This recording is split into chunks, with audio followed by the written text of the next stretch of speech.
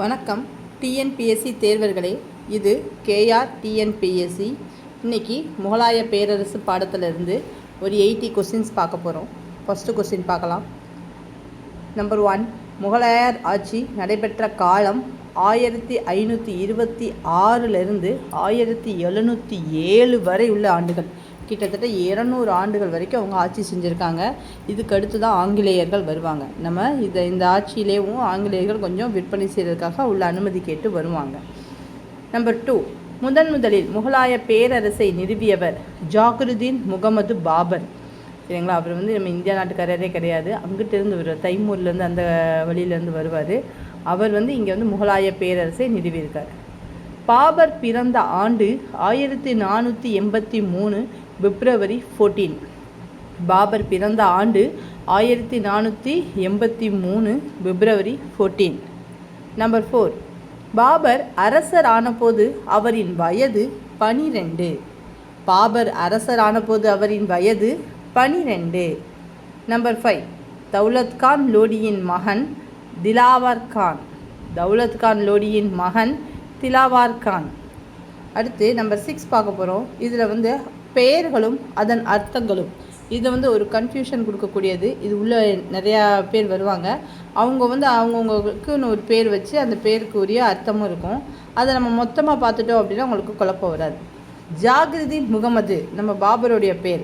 சரியா? நம்பிக்கையை காப்பவர். அது ஜாகிருதீன் முகமதுங்கிறதுக்கு மீனிங் என்னது? நம்பிக்கையை காப்பவர். ஜஹாங்கீர் உலகத்தை கைப்பற்றியவர். ஜஹாங்கீர் அப்படின்னா உலகத்தை கைப்பற்றியவர். ஷாஜஹான் உலகத்தின் அரசர். ஷாஜஹான் உலகத்தின் அரசர். ஆலம்கீர் உலகை கைப்பற்றியவர். ஆலம்கீர் உலகை கைப்பற்றியவர். நெக்ஸ்ட் பார்க்கலாம்.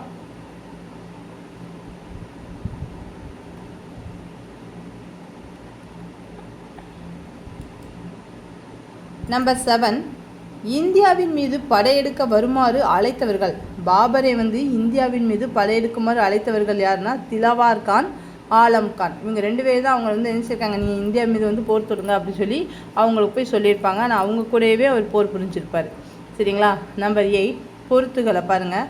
இந்த போர்களும் அந்த இயரும் யாருக்கு இடையில் அந்த போர் நடந்துச்சு அப்படிங்கிறத ஃபுல்லாக கொடுத்துருக்கேன் அந்த பாயிண்ட்டு. இது ரொம்ப ரொம்ப இம்பார்ட்டன்ட். அந்த இயரும் வேணும், யார் கூட போர் புரிஞ்சாங்க, அது என்ன போர் அப்படிங்கிறது கண்டிப்பாக வேணும். இதை நல்லா நோட் பண்ணிக்கோங்க. ஒரு நோட்டில் கூட நோட் பண்ணி வச்சுக்கலாம்.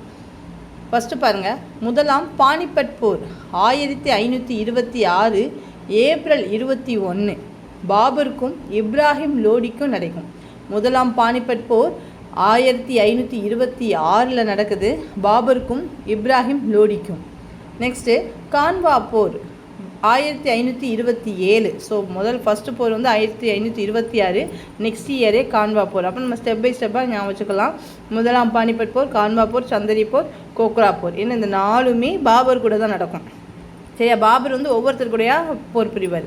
கான்வா போர் யாருன்னா பாபர் மற்றும் ராணா சங்கா. நெக்ஸ்ட்டு சந்தேரி போர் 1528 பாபர் மற்றும் மேதினி ராய். பாபர் மற்றும் மேதினி ராய் 1528. நெக்ஸ்ட்டு கோக்ரா போர் 1529 பாபர் மற்றும் முகமது லோடி. பாபர் மற்றும் முகமது லோடி 1529. இந்த 4 போர் தான். 1530 பாபர் இறந்துடுவார்.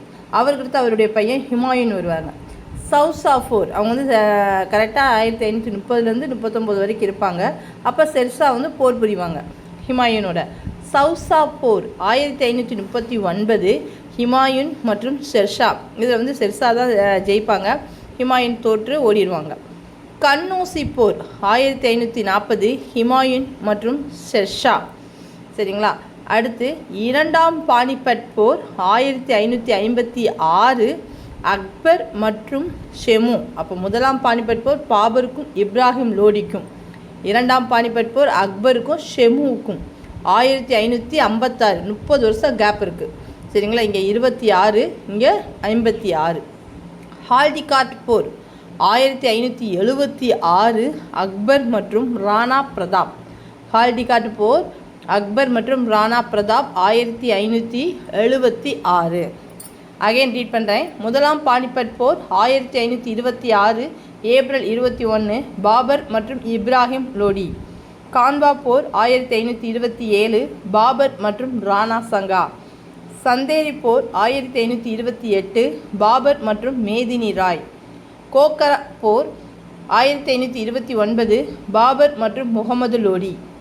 சவுசா போர் 1539 ஹிமாயூன் மற்றும் ஷெர்ஷா. கன்னோசி போர் 1540 ஹிமாயூன் மற்றும் ஷெர்ஷா.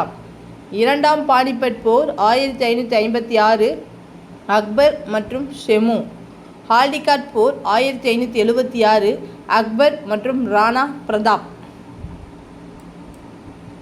நெக்ஸ்ட்டு, எதை தலைநகராக கொண்டு முகலாய வம்சத்தின் ஆட்சி தொடங்கியது? முகலாய வம்சத்தின் ஆட்சி தொடங்கப்பட்ட இடம் ஆக்ரா. சரிங்களா?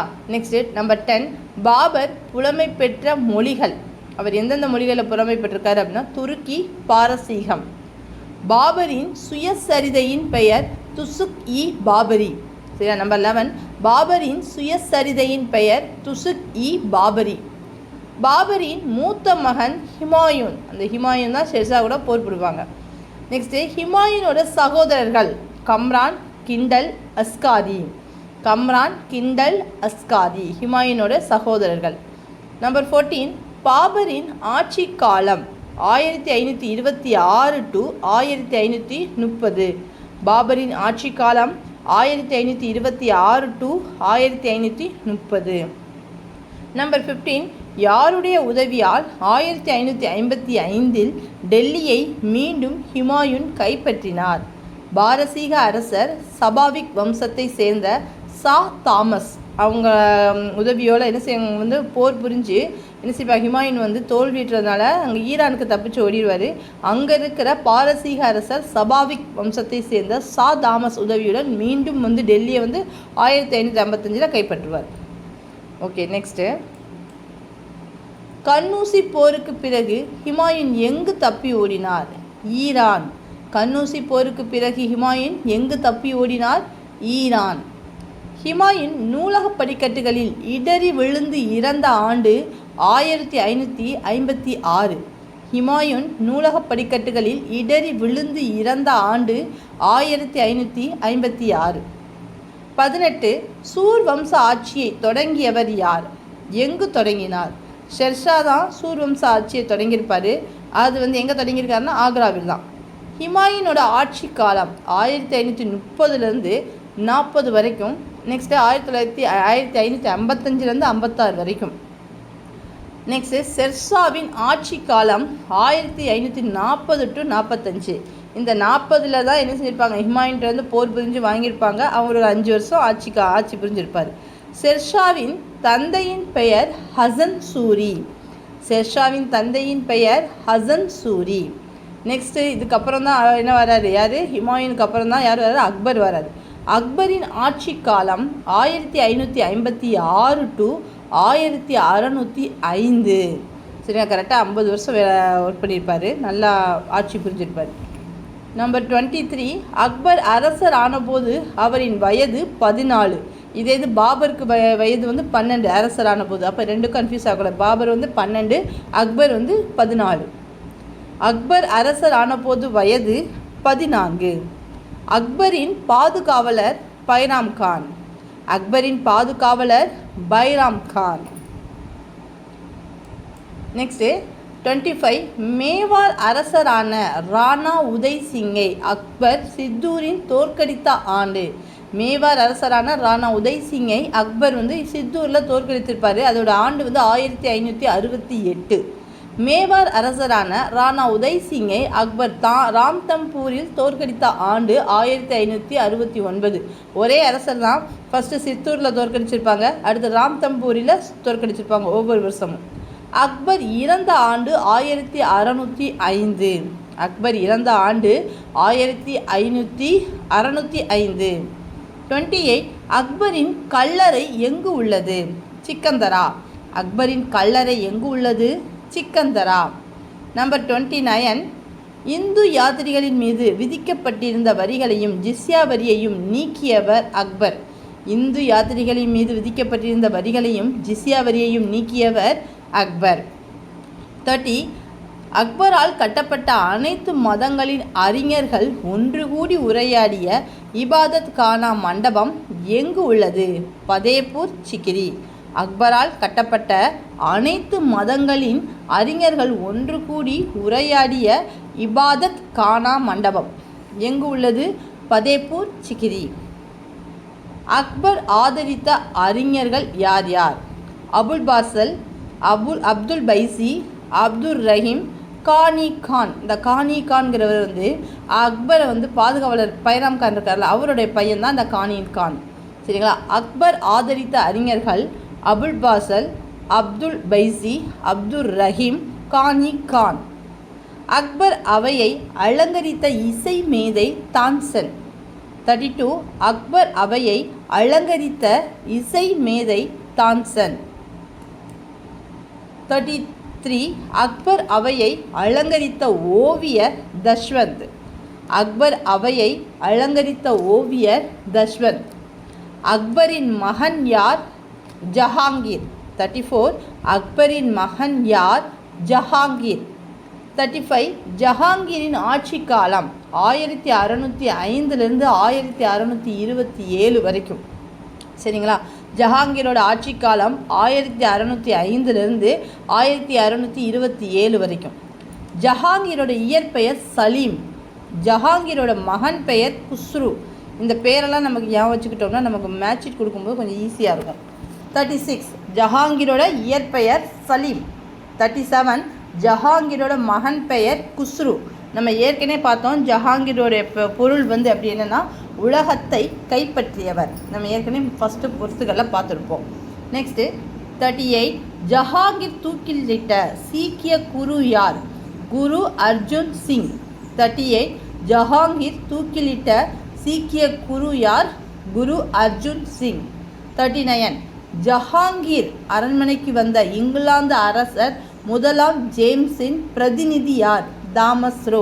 இவர் தான் முதல்ல ஆங்கிலேயருக்கு வணிகம் செய்கிறதுக்காக பெர்மிஷன் கேட்டு வர்றது. இது ரொம்ப ரொம்ப இம்பார்ட்டன்ட் கொஸ்டின். 39 ஜஹாங்கீர் அரண்மனைக்கு வந்த இங்கிலாந்து அரசர் முதலாம் ஜேம்ஸின் பிரதிநிதி யார்? Thomas row. ஆங்கிலேயர்களின் முதல் வணிகம் எங்கு நிறுவப்பட்டது? சூரத். 40 ஆங்கிலேயர்களின் முதல் வணிகம் எங்கு நிறுவப்பட்டது? சூரத். 41 ஜஹாங்கீரின் மகன் பெயர் என்ன? ஷாஜஹான். ஜஹாங்கீரின் மகன் பெயர் என்ன? ஷாஜஹான்.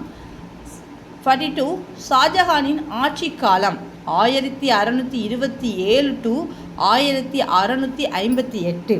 ஷாஜஹானின் ஆட்சி காலம் 1627 to 1658. நெக்ஸ்ட்டு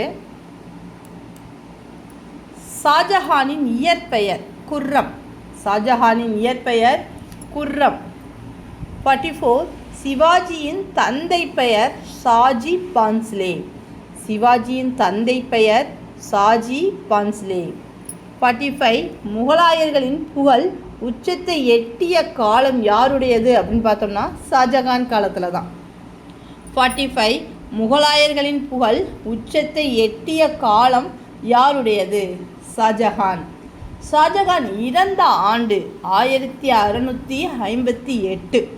ஷாஜஹான் இறந்த ஆண்டு 1658. 47 ஷாஜஹான் தன் வாழ்நாளின் இறுதியில் எத்தனை ஆண்டுகள் சிறையில் கழித்தார்? யாரால் சிறையில் அடைக்கப்பட்டார்?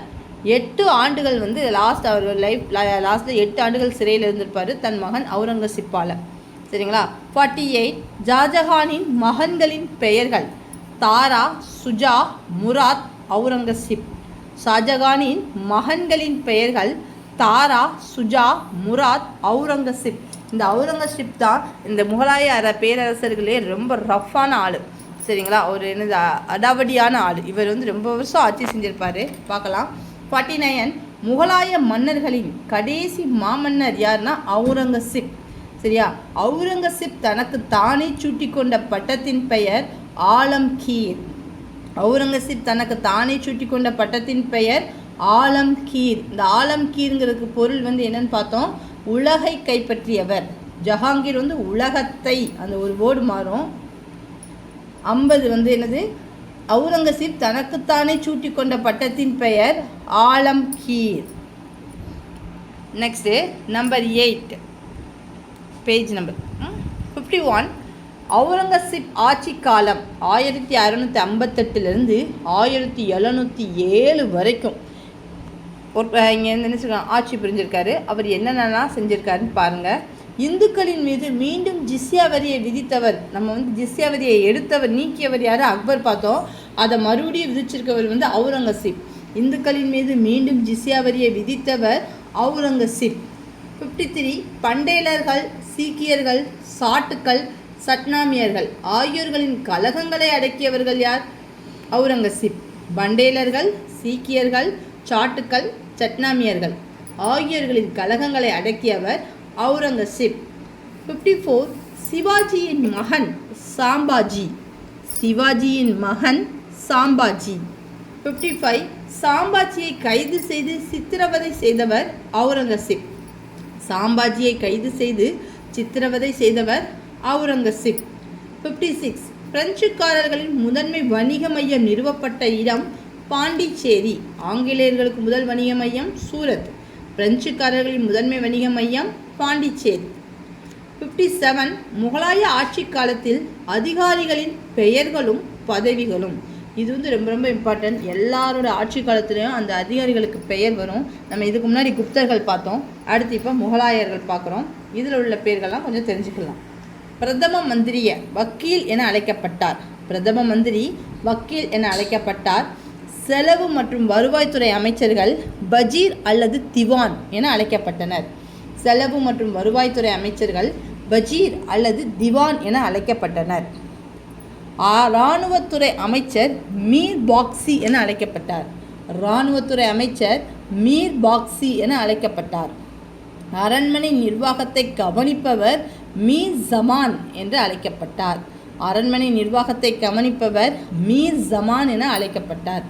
தலைமை நீதிபதி குவாஜி என அழைக்கப்பட்டார். தலைமை நீதிபதி குவாஜி என அழைக்கப்பட்டார். இஸ்லாமிய சட்டங்களை நடைமுறைப்படுத்துபவர் சதா உஸ் சுதூர். இஸ்லாமிய சட்டங்களை நடைமுறைப்படுத்துபவர் சதா உஸ் சுதூர். சட்ட ஒழுங்கை பராமரிப்பவர் கொத்துவால். சட்ட ஒழுங்கை பராமரிப்பவர் கொத்துவால். மாவட்ட அளவிலான வரி வசூல் அதிகாரி அமீர் குஜார். மாவட்ட அளவிலான வரி வசூல் அதிகாரி அமீர் குஜார்.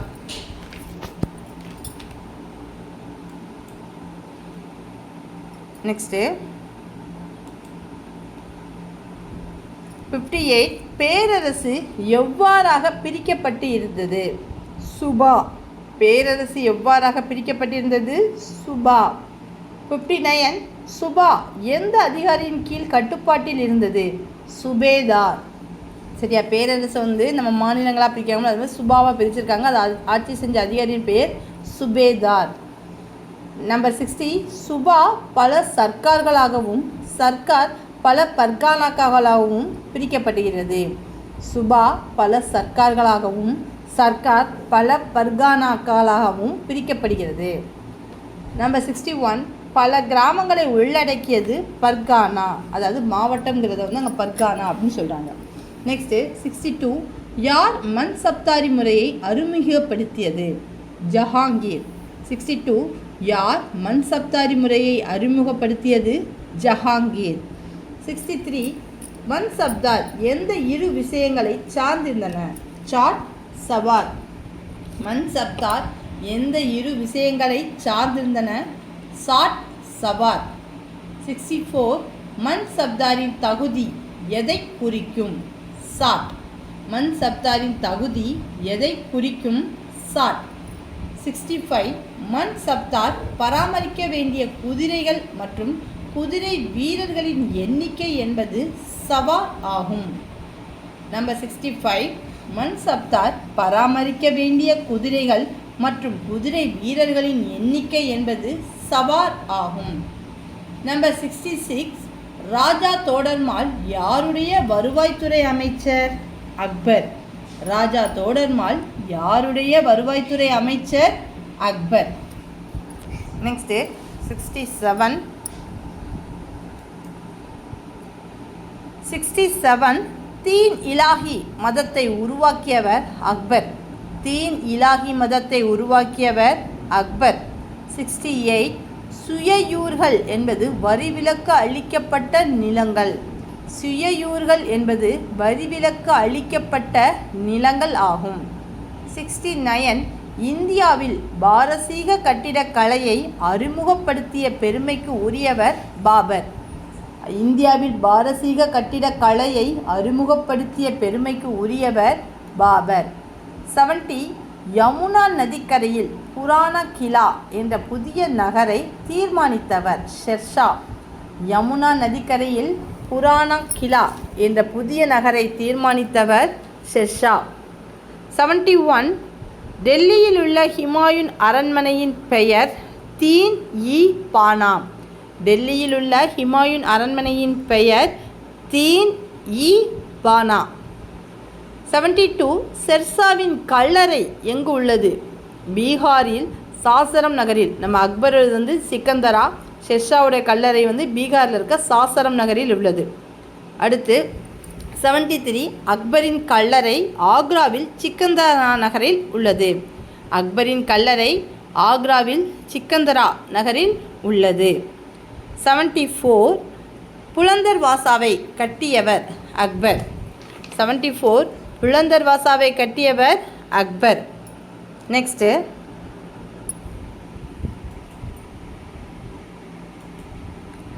மைலாசனத்தை உருவாக்கியவர் யார்? ஷாஜஹான். 75 மைலாசனத்தை உருவாக்கியவர் யார்? ஷாஜஹான். மோதி மசூதி, ஜும்மா மசூதி, தாஜ்மஹால் ஆகியவற்றை கட்டியவர் ஷாஜஹான். மோதி மசூதி, ஜும்மா மசூதி, தாஜ்மஹால் ஆகியவற்றை கட்டியவர் ஷாஜஹான். 77 லால் குயிலா என்று அழைக்கப்படும் கோட்டை செங்கோட்டை. லால் குயிலா என்று அழைக்கப்படும் கோட்டை செங்கோட்டை.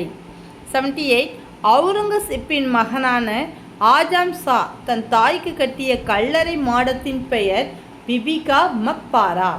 அவுரங்கசீப்பின் மகனான ஆஜம் ஷா தன் தாய்க்கு கட்டிய கல்லறை மாடத்தின் பெயர் பிபிகா மக்பாரா.